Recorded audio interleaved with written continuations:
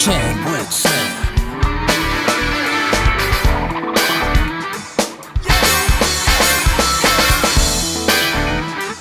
Jam with Sam.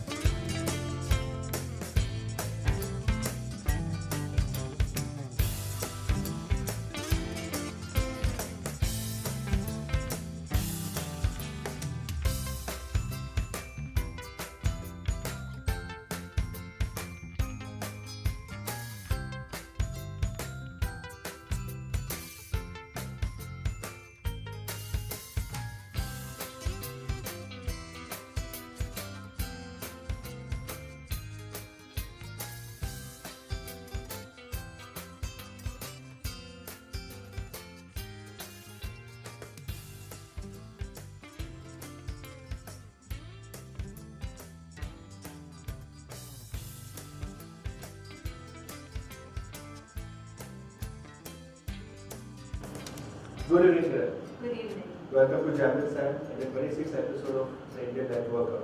Thank you for I inviting want me. to photos you okay? Absolutely. Some were bachpan ke, so you can see Yes, how sir. age has been unkind. You have seen the bachpan ka nahi? हाँ, एक तो बचपन। थोड़ा थोड़ा बचपन, yeah. Okay, tell us something about your life journey starting from junior year of Mumbai, college, school. How did you get into this? How did I get into this by default? I'm a Bombay girl. Mumbai, as I told Scott, doesn't come easily to me. I was born and brought up in Bombay. I grew up in Bandra and I studied at a school called Manral Convent. I was the most unremarkable girl in third class. No one remembers me. Even now, I recently discovered my school. What's that group?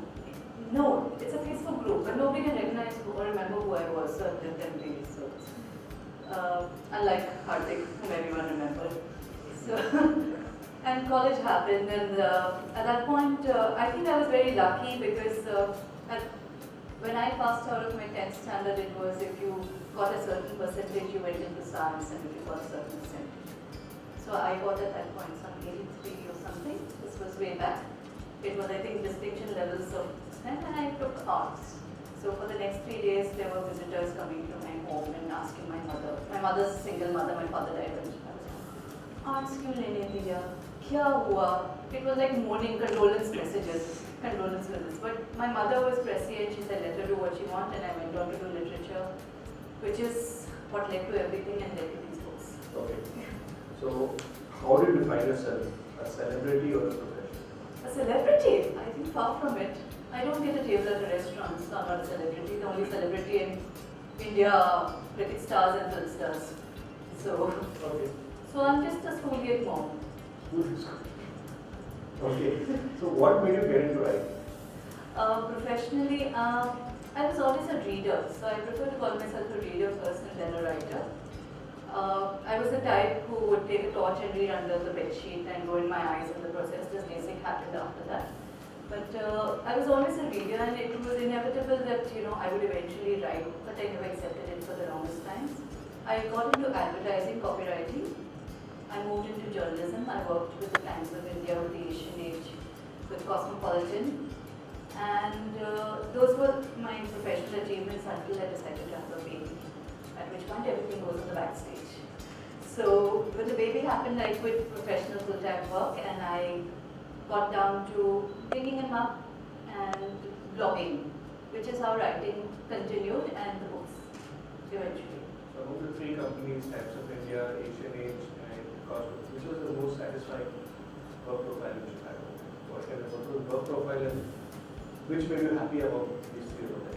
I joined Asian Age when it was just starting out. It had just come in, so it was the startup atmosphere, which is very exciting. Times of India was the old lady of Goribandar, so everything was defined. It was a government office, basically. And Cosmopolitan was fun, but there's only so much you can write about 365 ways to move your man, or, you know.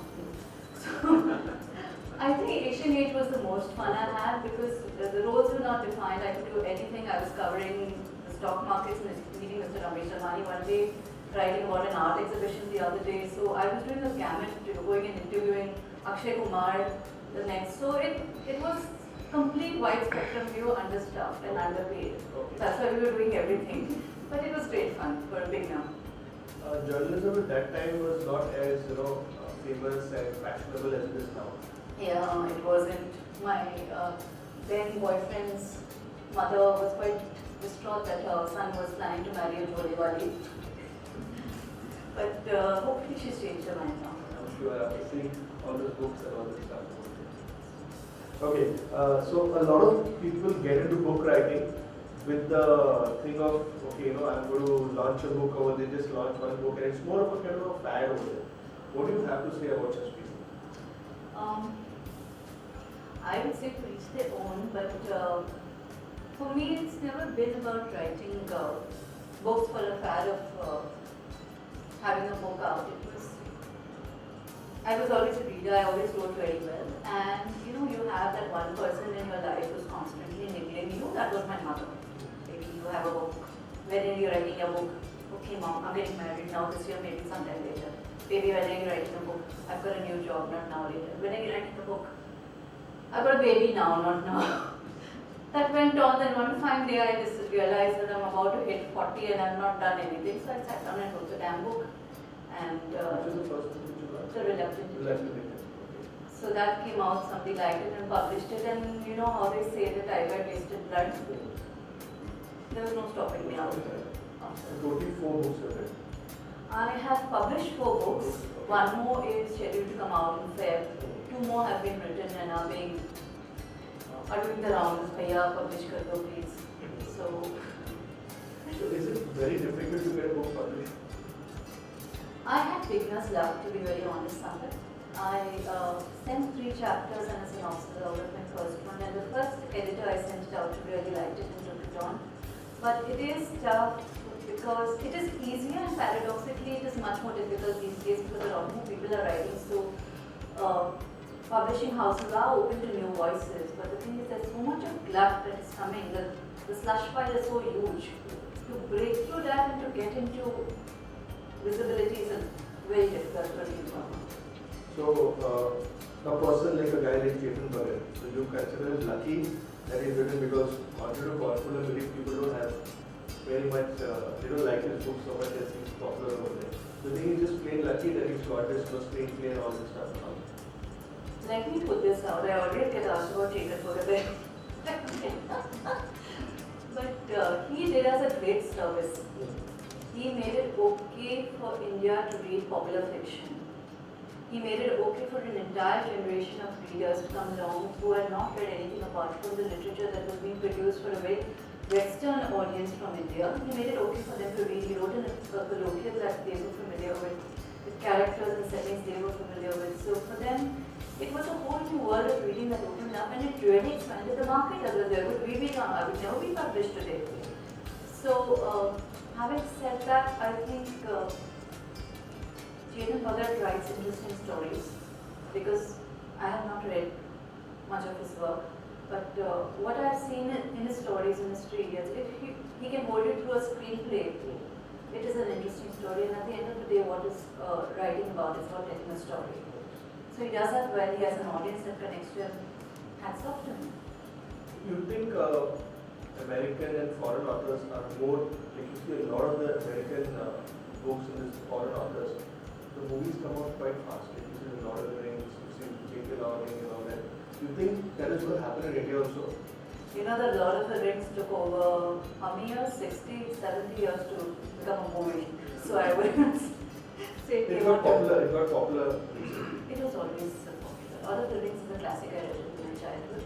But yes, J.K. Rowling, the Harry Potter series will come out recently. You have Cornwall, which has come as a movie. You have Shell Straits, Wild, which has come as a movie. So yes, Hollywood is more proactive in looking at books as possible scripts.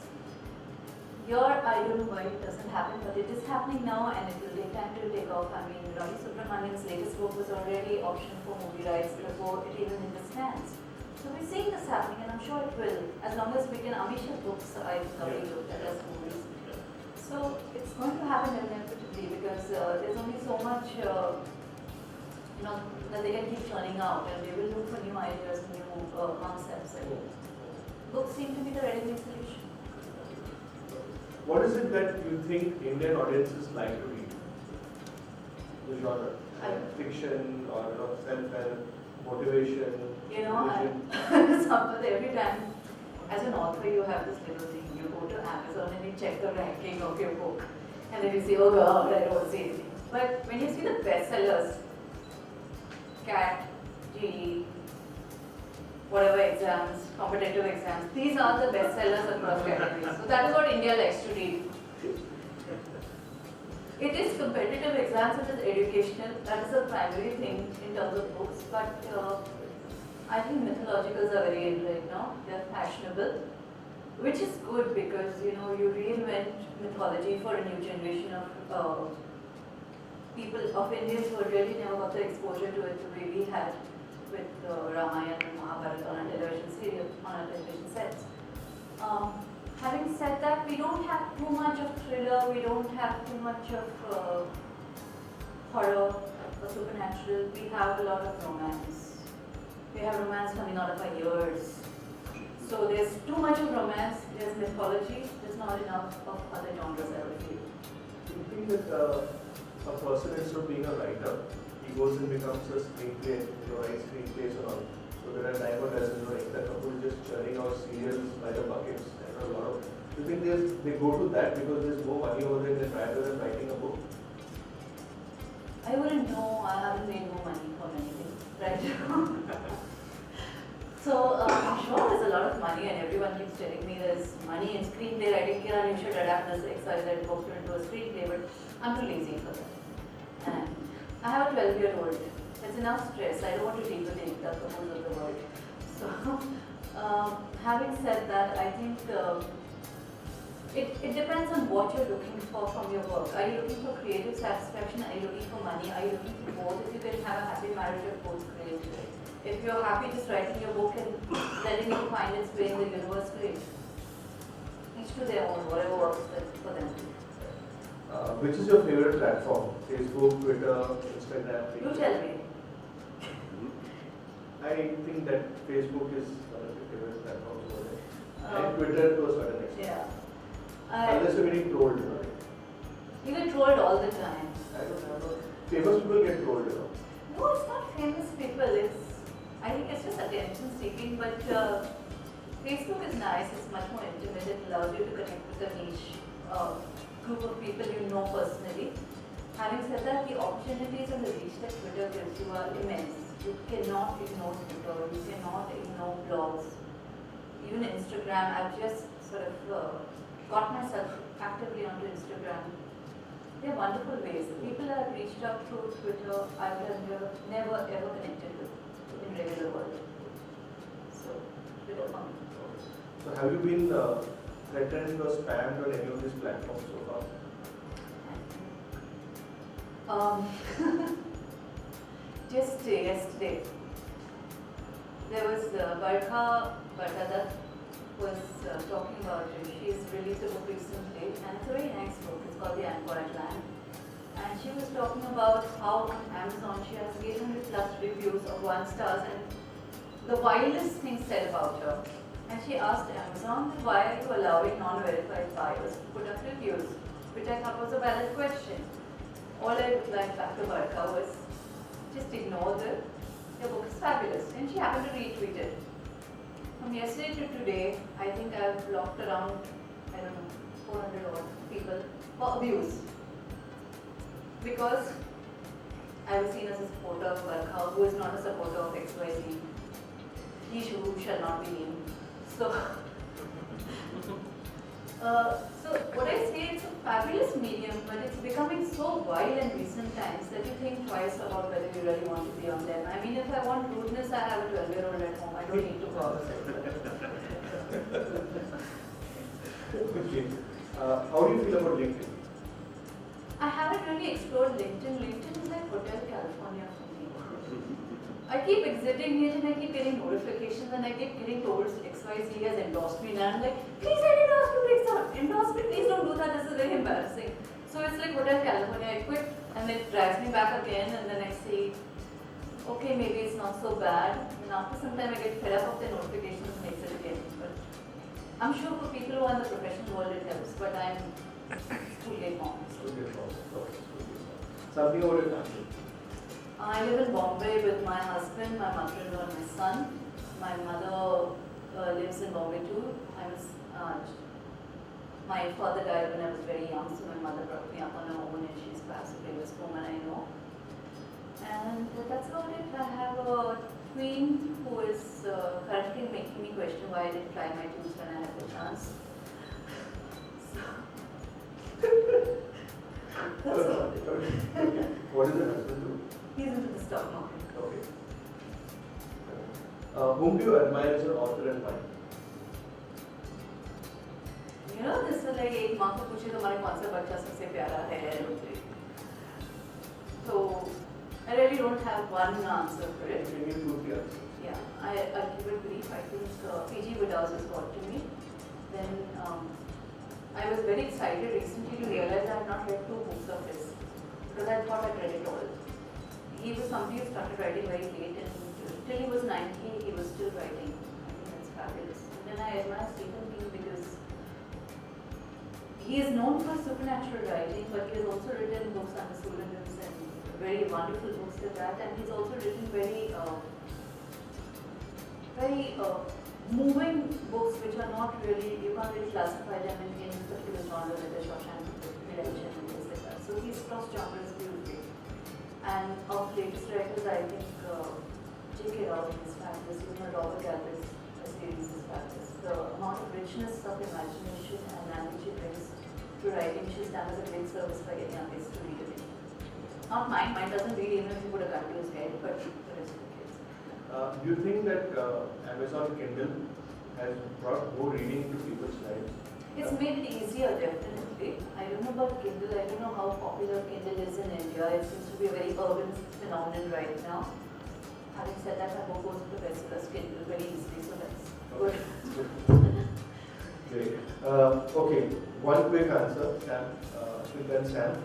J.K. Rowling. Genius. Mumbai. Mother City. Motherhood. Motherhood. You want a one-word answer for You that? can give multiple words. Trial by fire. Okay. Money. Necessity. Rahul Gandhi. Mr. Gua. Chetan Bhagat. The most popular commercial writers we have. Okay. Tell us something about your book, All About. All About is the story of a girl who was ditched at the altar by her fiancé and is taken off on a Mediterranean cruise by her aunt to get her mind off it. And this was written and the pitch note was sent before Dil Dharak Mein Do and Queen, and it was okay before that. So I have emails as proof. So the story is a nice, light, frothy romance, and it's a very quick read. It's typical romance, and it's a very fun read if you're like, if anyone is into romance. Romance would go up here. So kind of Wilson books and romance की discussion, modern romance. No, this is only has become modern these days. Yeah, I've not read also. No, it's a romance in a modern setting, and at the end of the day, romance is always very traditional. You have the trophy of the very attractive, unavailable male and the girl who is aspiring for him. So those trophies continue down the ages, from the time of Mr. Darcy. Okay. Okay, what next after this?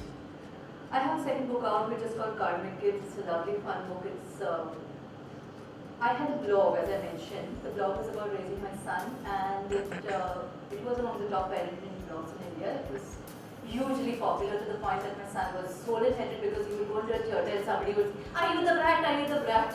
So he was used to being recognized everywhere and getting gifts from random strangers. I shut the blog when he turned 10, and publishing house approached me and asked me if I'd like to make a book, which is what I did. So you must read it. It's a very fun book. A word of advice to all the entrepreneurs out there. Entrepreneurs. I wouldn't know what advice to give entrepreneurs because I've never really done anything constructive in my life. I think the only thing I would advise you is to not get stuck in the rut of what is your everyday, and to explore things, to read things, to experiment with different hobbies, to go beyond your limitations of your work and your work professional life. Read, explore culture, diversify, have hobbies which take you to different situations. Just expand your horizons as much as you can. It always enriches you. So just to conclude, I read your post today on Facebook about that too much of information overload and how you should go back to reading newspapers and magazines. Tell us something about it. Where did that come from? Very honestly, Sampath, I have been on social media for a while now, and all those horrible things happen to you. You become an influencer, you get so many tweets or messages in a day, and become compelled to reply to everything because I'm basically a very polite person. So if anybody tweets to me, unless it's abuse, I will reply. It takes up so much of your time. Plus, on social media, consuming so much of information. There are links being tweeted out every moment, and it's clickbait. The headings are clickbait. You have to click in. There's this fear of missing out. If I don't read it, maybe it's something interesting and I need to comment upon it. What is happening in all this, I think, is we are losing the ability to concentrate on long reads, which is very important for me as an author.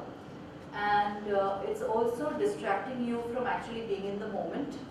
So what I did recently was I deleted all my, as I told you, social media apps off my phone, and I'm only on social media on the computer. And I'm going back to the joys of reading the newspaper thoroughly, of reading magazines from cover to cover. So that's something I'm enjoying, and I'm trying to propagate that. Twitter and Facebook will need We still read the newspaper. But we don't read it as thoroughly as we used to. I do, but except in the sports page, I read everything. Okay, fabulous. You're a rarity then. Everyone just seems to be skimming the headlines and then going online and reading it. That's my half-hour meal time. For my breakfast. Love it. So, Kiran, thank you so much for being on Campus. It was a pleasure having you over here. My pleasure completely. Forward meeting once again. Absolutely. Thank you for inviting me. Honored to be here. That's your whatever Oh, coffee, tea, or whatever one. Thank you so much.